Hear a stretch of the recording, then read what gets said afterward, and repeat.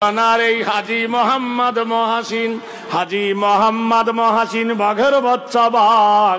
হাজী মোহাম্মদ মহাসিন 1800 সালে 200 কোটি টাকা ভারতের অর্থ তহবিলে দান করেছিল। 1800 সালে তখন 5 বছরে ডবল হতো টাকা। 5 বছর রাখলে ডবল হতো। তাহলে 1805 সালে হতো কত? 400 কোটি।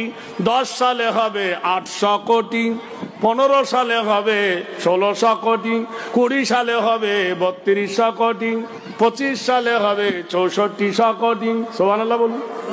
30 সালে হবে 128 কোটি, 35 সালে 128 দুগুণে ডবল, 40 সালে ডবল, 45-এ ডবল, 50-এ ডবল, 55-তে ডবল, 2000 পর্যন্ত হিসাব করে দেখো।